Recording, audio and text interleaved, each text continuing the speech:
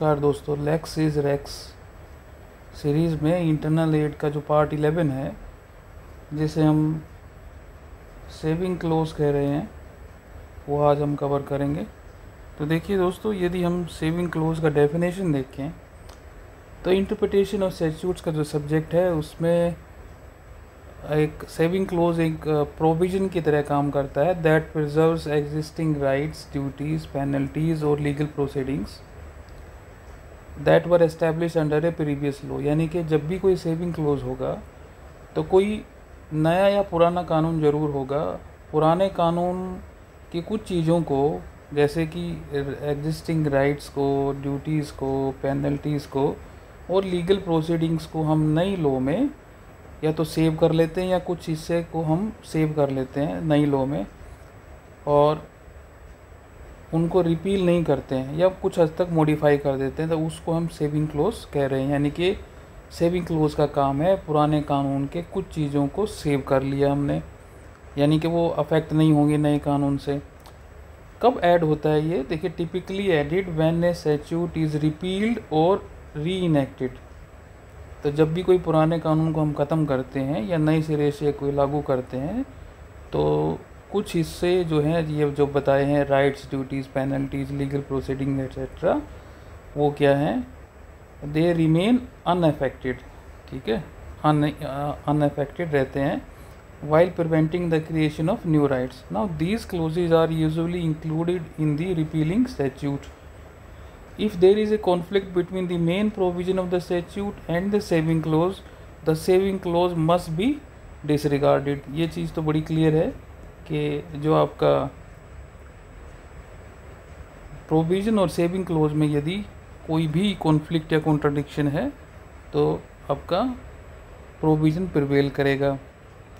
अब कुछ एग्जांपल्स देखिए। Section 6 of the general clauses act 1897। Now this general saving clause it applies to all statutes in India. General clauses act 1897 आपको ज़रूर खरीदना चाहिए और ज़रूर पढ़ना चाहिए, क्योंकि इसके जो प्रोविजंस हैं वो लगभग हर कानून पे अप्लाई होते हैं, कॉन्स्टिट्यूशन पे भी अप्लाई होते हैं। Now it states that unless A contrary intention appears the repeal of a law does not affect any right, privileges, obligations or liabilities acquired under it and affect any legal proceedings or remedies that can be continued as if the law had not been repealed। यानी कि जब तक कोई ऐसा express provision ना हो, तो जो अगर हम किसी लॉ को रिपील करते हैं तो जो भी पुरानी उसके अंदर लॉ के अंदर कोई राइट्स हैं, प्रिविलेजेस हैं, ओब्लिगेशंस हैं,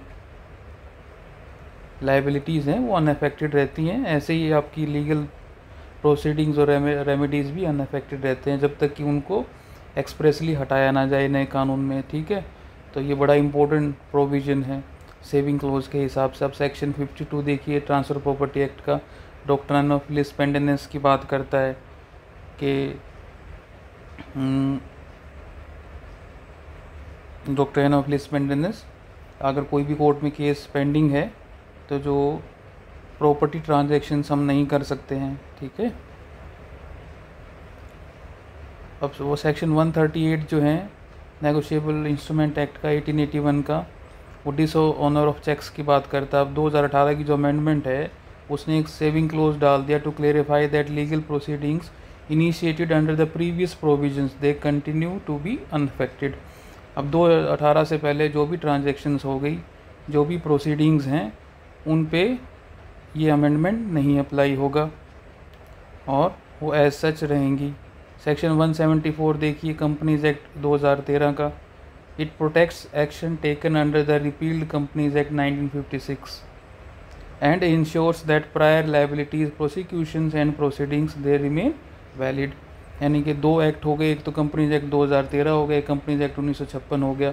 तो 1956 से लेकर 2013 तक जो भी आपकी लाइबिलिटीज़ थी, प्रोसिक्यूशंस थे, प्रोसीडिंग्स थी, वो अनअफेक्टेड रहेंगी 2013 के एक्ट से। अब आर्टिकल 367 देखिए, इंडियन कॉन्स्टिट्यूशन का इंटरप्रिटेशन क्लोज है। It refers to the general clauses act 1897 and ensures that repealed law continue to have legal effect unless specifically overridden. ये बात बड़ी क्लियरली होगी, आर्टिकल 367 में इसको रिकॉग्नाइज किया है। Now sections 85 to 87 of arbitration and conciliation act 1996। अब ये चीज़ बड़ी इंपॉर्टेंट है दोस्तों यहाँ पे ये समझने के लिए कि सेविंग क्लोज कैसे काम करता है। ये एक तरह का एग्जाम्पल भी हो गया, ठीक है। देखिए arbitration and conciliation act 1996 section 85 देखिए, ये कह रहा है कि जो भी आपका एक तो 1937 का प्रोटोकॉल एंड कन्वेंशन एक्ट और 1940 का आर्बिट्रेशन एक्ट और foreign awards recognition and enforcement act 1961, अब ये तीनों रिपील हो गए। ये तो 85 ने पहली बात कह दी। अब देखिए यहाँ पे कह रहा है not with standing such repeal, ठीक है। अब ये भले ही रिपील हो गए लेकिन the provisions of the said enactment shall apply in relation to the arbitral proceedings which commence before this act। यानी कि 1996 के एक्ट से पहले जो भी आर्बिट्रल प्रोसीडिंग्स थी उन पे ये अप्लाई होगा unless otherwise agreed by the parties ने अदरवाइज एग्री ना किया हो। But this act shall apply in relation to arbitration proceedings which commenced on और after this act comes into force. तो ये चीज़ यहाँ पे बड़ी क्लियरली हो गई, ठीक है। ये जो आपका 1937, 1940, 1961 ये अप्लाई करेंगे 1996 से पहले जितनी भी प्रोसीडिंग्स थी, और 1996 के जो रूल्स हैं वो आपके ऑन और after this act comes into force पे अप्लाई करेंगे। इसको कहते हैं हम, इसको तो रिपील कर दिया इनको और इसको सेव कर लिया, इसलिए इसका नाम होता है repeal and saving close. Now all rules made under notification publish under the said enactment, तीनों के अंदर आपका 1937, 1940 और 1961 इन तीनों में जो भी नोटिफिकेशन पब्लिश हुए हैं वो to the extent they are not contrary to this act they shall be deemed respective to have been made और इशूड अंडर दिस एक्ट, वो माने जाएंगे कि इस एक्ट में ही इशू किए गए हैं। अब देखिए 86 ये बात कर रहा है आपका arbitration conciliation third ordinance 1996 is hereby repeal, इसको तो रिपील कर दिया। अब इस रिपील को भले ही रिपील कर दिया हो लेकिन एनी ऑर्डर, रूल और नोटिफिकेशन और scheme made or anything done or any action taken in pursuance of any provisions of the said ordinance, इस ऑर्डिनेंस में जो भी ऑर्डर, रूल, नोटिफिकेशन, स्कीम वगैरह हुए they shall be deemed to have been made, done or under the corresponding provisions of this act। यानी कि माना जाएगा कि जब ये एक्ट बन गया 1996 का वो रेलिवेंट प्रोविजंस के अंडर इशू हुए हैं, ठीक है। तो ये सेविंग भी हो गया। अब 87 देखिए, ये इंसर्ट हुआ आपका 2019 में with effect from 30 August 2019। Now what is the effect of arbitral and related court proceedings commence prior to 23 October 2015। It says unless the parties otherwise agree the amendments made to this act by the arbitration conciliation amendment act 2015 shall not apply, ठीक है। कहाँ पे apply नहीं करेगा? To arbitral proceedings commence before the commencement of the amendment act 2015। अब 2015 से पहले जो भी आर्बिट्रल प्रोसीडिंग्स थी उस पर ये अप्लाई नहीं होगा, सीधी सी बात है। And court proceedings arising out of और in relation to such arbitral proceedings irrespective of whether such proceedings are commenced prior to or after the commencement of the arbitration conciliation amendment act 2015। so meaning thereby जो भी court proceedings हैं जो इन arbitral proceedings पे निकली उन पे ये apply नहीं होगा। इट एंड देखिए it will not apply, it will apply only to arbitral proceedings commence on or after the commencement of the amendment act 2015। उसके बाद ऑन और आफ्टर जो है 2015 के बाद जितनी भी आर्बिट्रल प्रोसीडिंग्स हैं उन पे ये अप्लाई होगा, और कोर्ट प्रोसीडिंग जो उन आर्बिट्रल प्रोसीडिंग से निकली है उन पे अप्लाई होगा। तो सीधी सी बात है, ठीक है, ये क्लियर हो गया। तो ये हो गया आपका saving clause, repealing clause. Importance क्या है देखिए, these saving clauses prevent legal disruptions and maintain consistency in the legal framework of India. अब सेविंग क्लोज ना हो तो क्या केओस हो जाएगा कि पुराने लॉ में जो भी पेंडिंग आपके इंक्वायरीज हैं, राइट्स हैं, ऑब्लिगेशंस हैं, एक्शंस हैं या लीगल प्रोसीडिंग्स हैं, वो कोई भी हम एक्ट रिपील करते हैं या अमेंड करते हैं तो उसकी वजह से एक केओस क्रिएट होने का खतरा बना रहता है, और सेविंग क्लोज से हम उसको सेव कर लेते हैं और एक कंटिन्यूटी बनी रहती है और लीगल अनसर्टेनिटी नहीं आती है। अब देखिए purpose and function of A saving close क्या है। सबसे पहली बात कि ये राइट्स, लाइबिलिटीज़, ऑब्लिगेशंस जो भी रिपील लॉ में थे उनको अनअफेक्ट बनाता है, और it prevents retrospective effects that could disturb vested rights or pending proceedings unless expressly stated otherwise। Retrospective effect नहीं होने देता है।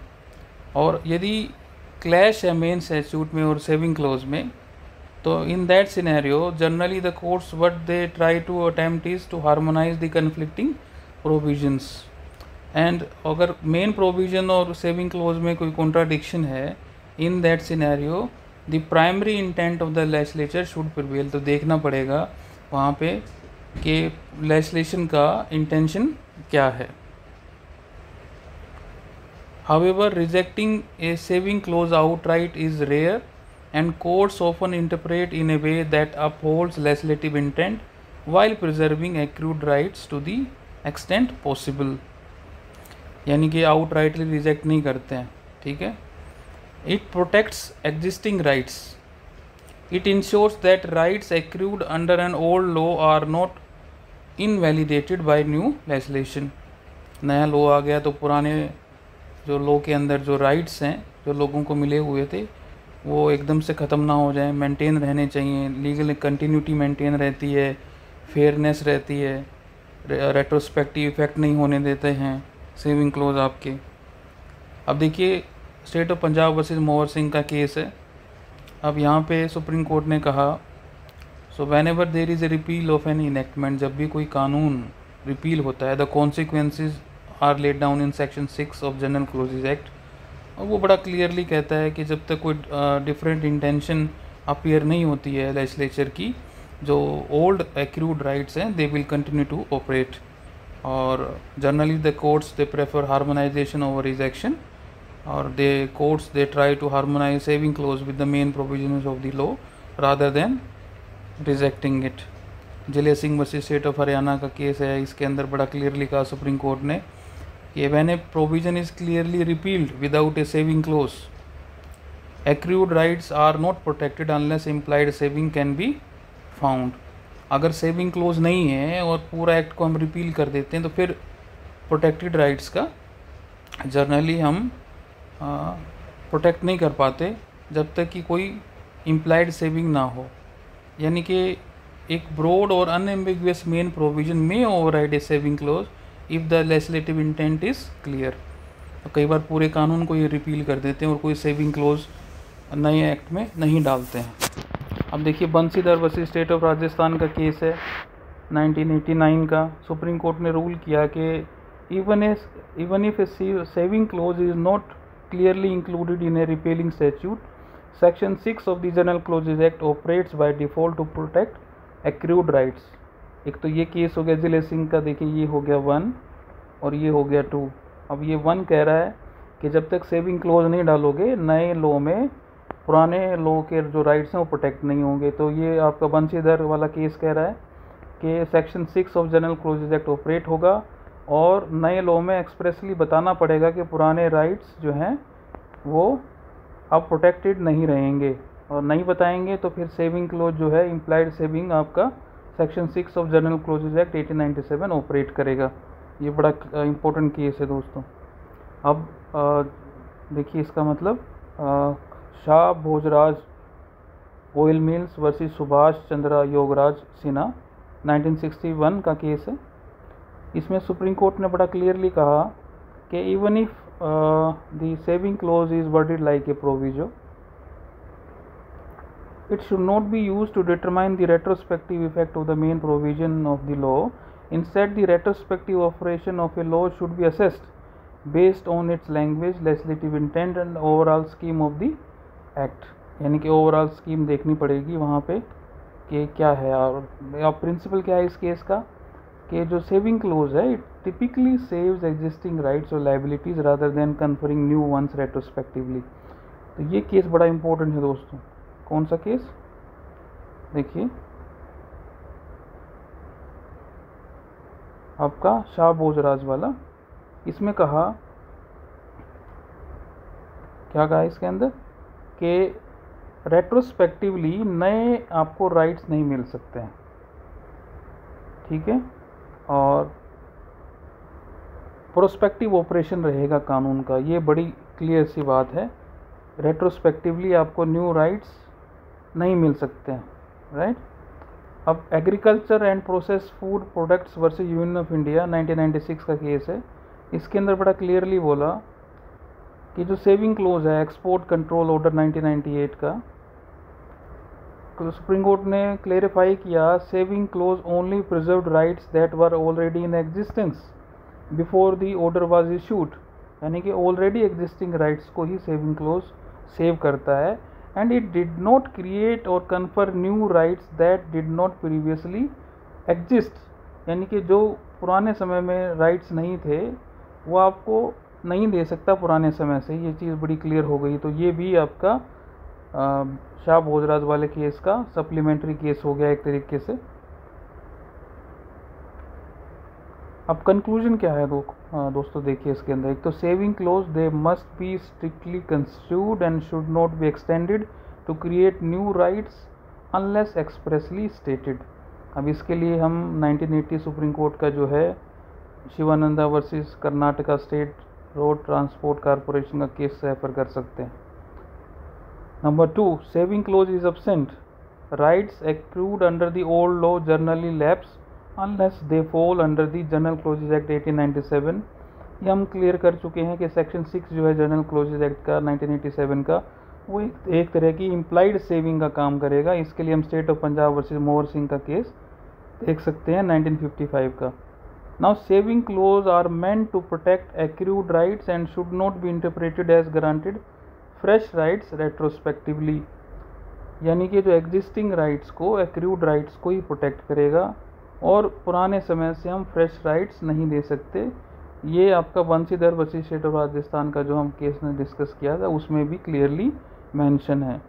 तो आशा करते हैं दोस्तों आपको आज का हमारा लेक्चर पसंद आया होगा, और यदि पसंद आया तो एक लाइक ज़रूर करिए। आप हमें एक्स पर, इंस्टा पर और फेसबुक पर डॉक्टर अनुपम आचार्य के नाम से फॉलो कर सकते हैं। आप हमारा Facebook page doctor Anupam Acharya number 1 motivator and author को भी फॉलो कर सकते हैं। और जाते जाते चैनल को सब्सक्राइब जरूर करके जाइए और कमेंट बॉक्स में कमेंट करके ज़रूर बताइए कि आपको ये लेक्चर कैसे लग रहे हैं और किस नए टॉपिक पर या सब्जेक्ट पर हम डिस्कशन करें, लेक्चर्स बनाएं। अभी रिक्वेस्ट आ रही है एक 1 शॉट लेक्चर की, जैसे RTI का या आपका पोस्ट का, इस तरह की रिक्वेस्ट आ रही है। तो बहुत जल्द हम इस सीरीज़ को भी शुरू करेंगे। तो अपना प्यार बनाए रखिए। थैंक यू दोस्तों।